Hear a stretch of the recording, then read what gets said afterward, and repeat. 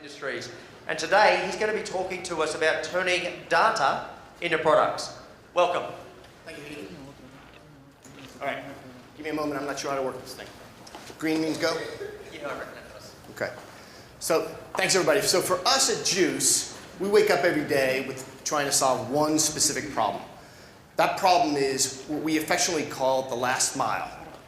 If you think about the marathon we all run working with data, we collect it, we store it, we analyze it. For us, the last mile is that moment where you have to kind of present and communicate it with that audience. And you need that audience to do three things. You need them to understand it, you need them to get emotional about it, and you need them to take action. So for us, that's the last mile. Now, one of the techniques we use to achieve the last mile and get people to kind of buy into what we're communicating is to get folks to think about their data as a product, using the metaphor of the product. I can't go through it all, but what I'll do is give you some tips about how we think about using the metaphor of a physical product with your data helps kind of close the last mile. Okay, so the biggest challenge we see out there in the marketplace with audiences is this idea that not all audiences are the same. Most of us in this room fall to the left side of this chart. We can take data in whatever form or structure it's in, and we can kind of create magic with it. A little Python, a little R, a little SPSS, wonderful things happen.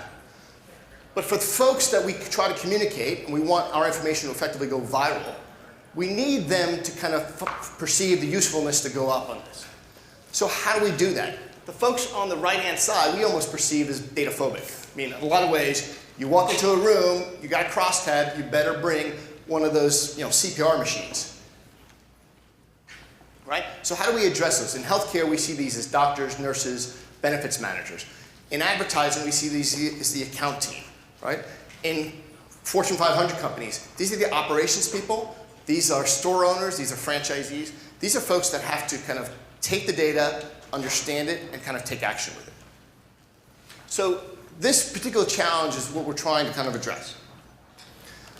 Kind of right next to it is this other part of the challenge with an audience, and that is what we would call the secondary audience. How many of you guys remember the telephone game growing up? Where did they have it in Australia? Did they have it in Australia? No? You guys are off. All right.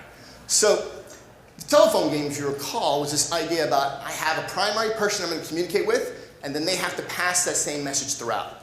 Oftentimes when we're communicating to that audience, that primary audience, we're in the room, we got the slides, they get it, we're providing context and everything. But then that information has to go to those secondary audiences. In healthcare insurance, it's often, I talk to the HR person, the benefits managers, but the CFO has to get the information. So, and frankly, a lot of times, knees, cheese, and fleas, these are the people who control the budgets, right? They have the money. So how do we kind of structure the information we're sharing in a way that those secondary audiences and those non-analysts can get it? So, you probably are somewhat aware of this, but this is not the way to talk to non-analysts, right? Most of them will glaze over, not care for this way of kind of consuming data.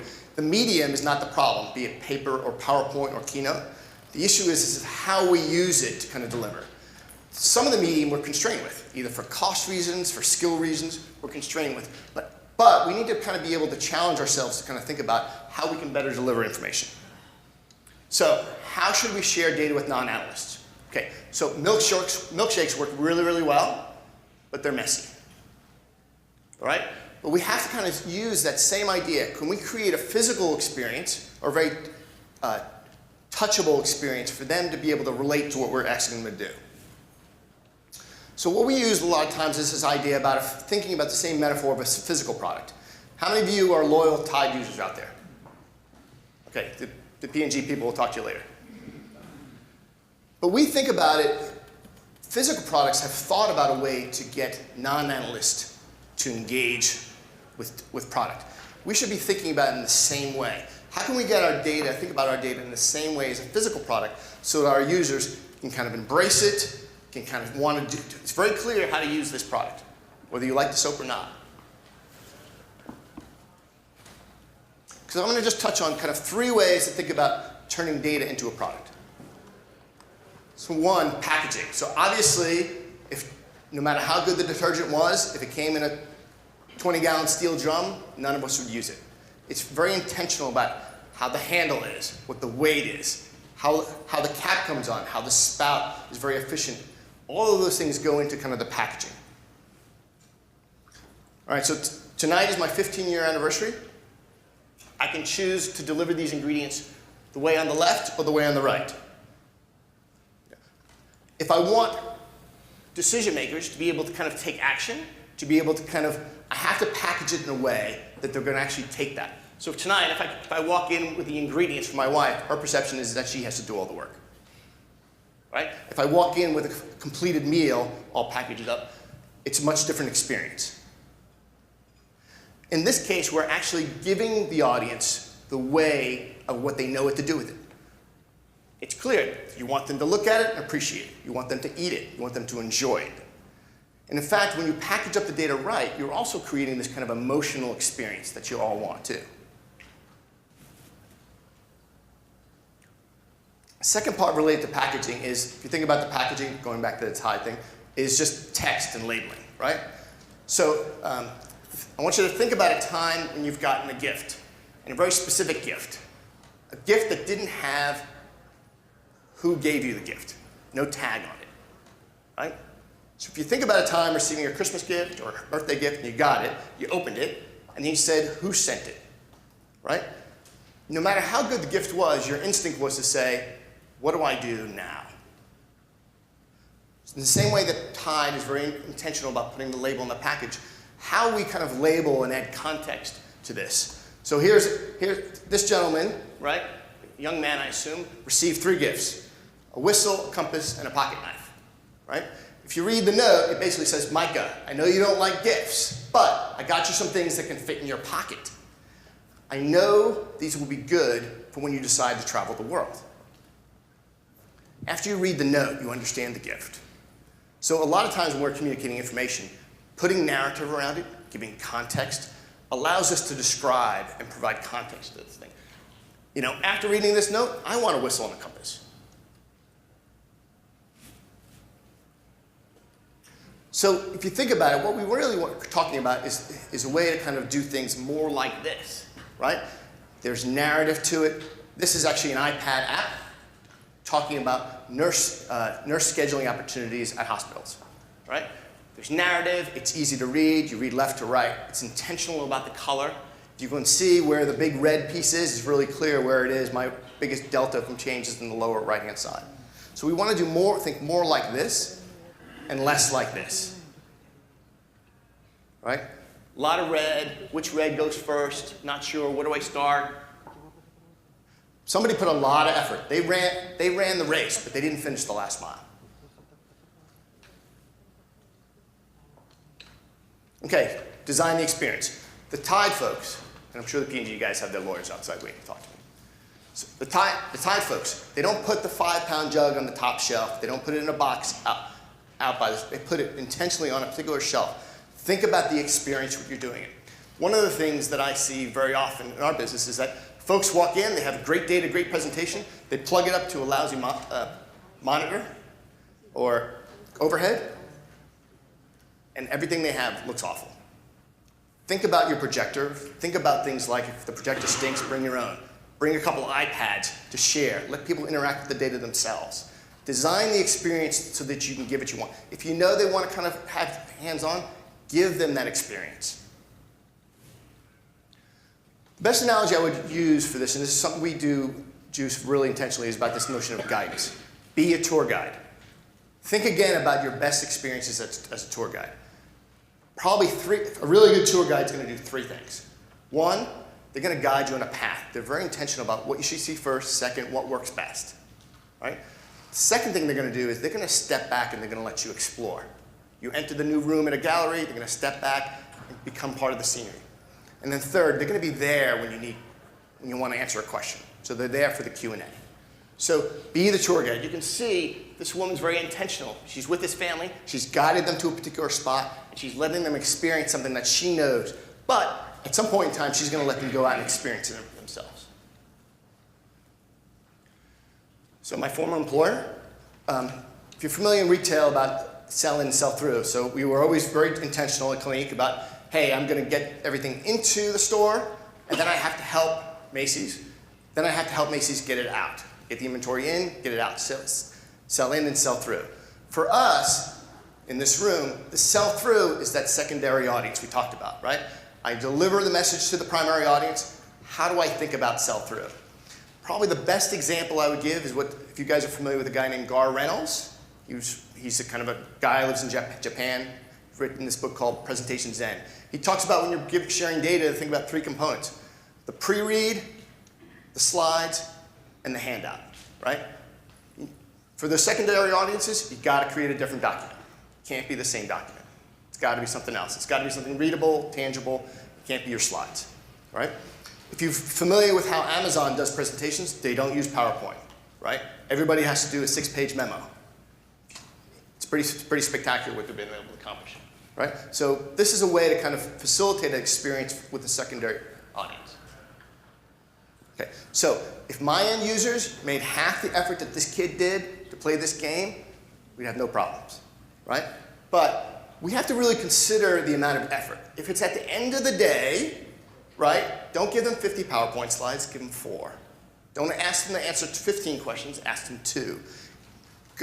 Make the effort go more than halfway to kind of meet them there, right? So definitely the effort, right? There's a lot of good research out there talking about kind of, cognitive load, right? If you guys have seen any of that work, the cognitive load stuff, end of the day, people are fried. You're not going to get anything out of them. Schedule the meeting in the beginning. If you got to do the end of the day, lighten the cognitive load. Last point, make it usable. All right, so the right word to say here is actionable, but it's overused. Probably everybody else said actionable, so I changed it to usable. But it's synonymous. All right? Pause. All right, so Amanda Cox leads the Data Viz team at the New York Times. She's an amazing woman. She's one of our heroes, one of my personal heroes. She is very intentional about, I can do all these things with data, with all this data, but I'm only using some of it. And some of it that's going to actually move the needle. You can always put all the detail in the appendix. Just give them a little bit. Give them enough to kind of make. So that's why this quote is really relevant. We work with a client in the web analytics world. They deliver a quarterly report for e-commerce sites. Somewhere between 70 to 100 recommendations per quarter.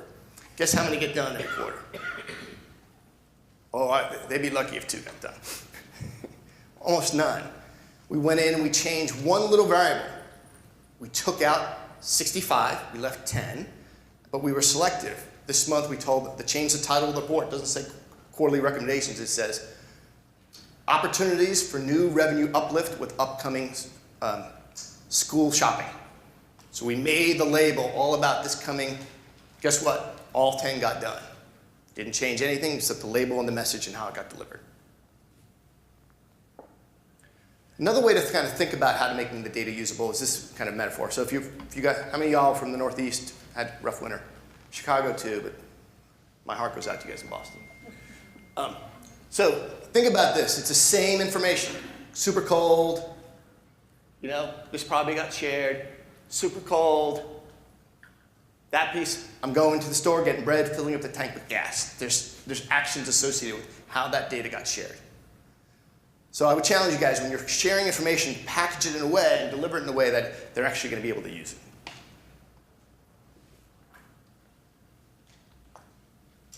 So there's a broader kind of context happening out there. Hopefully you guys will start to see, if you haven't seen it already, about this idea about data products or productizing data, monetizing information. So if you're not familiar with DJ Patel, he was the kind of head data scientist at LinkedIn. He's now the chief data scientist for the US government. He wrote a book, Data Jiu-Jitsu. It's free on Amazon. You can read it on the plane ride home. It's about a 45-minute to an hour read, really good. Mike Lakides is another venture capital guy on the West Coast. So this is a big idea about, if you look at Nest, if you look at all those companies, they're thinking about, how do I monetize the information?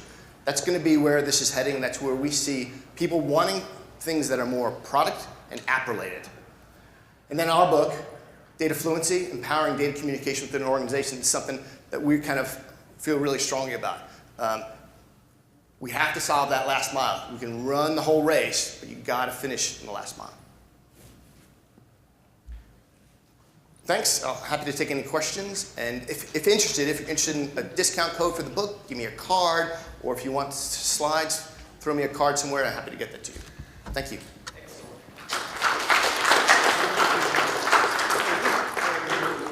Okay, we do actually have some time for some questions, so I'll throw it open to the floor. Consider cognitive load. It's afternoon. Yes, sir. Hi, I have a quick question. In terms of the presentation and data visualization, is there any specific tool, software that you're aware of that can mitigate all of those things that you mentioned just now? So there are a lot of good tools. There's a ton of tools. In fact, there's over 140 startups funded for venture money in the past 2 years with data viz, us included. But really, the problem with the last mile, communicating to an audience, is not a technical one, it's a social one. And not a social media one, it's a social one.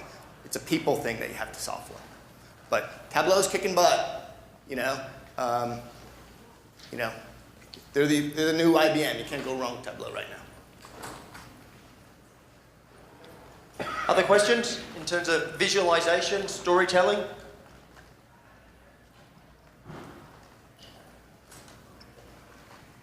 Okay, I actually have one. So in terms of the concept of presenting, in your opinion, how important is the whole visualization of it, engaging the audience? So the visualization element is good, but it's more so to do with using things like purposeful font, color, comparisons. Right? What we see very often is that people will not, you can tell them that they've not, especially in hospitals, if they've not met a goal, they don't care. But if they find that they're below their peers, big point. So the visualizations tend to have to be practical, showing comparison, using the right version of color. You can use advanced visualizations if you know your audiences have exposure to them. Tree map is one of my favorite visualizations for showing hierarchical information. But if a person has never seen it before, they won't get it on their own. They need a little instruction. Excellent. All right, thanks. Excellent. Great presentation. If we could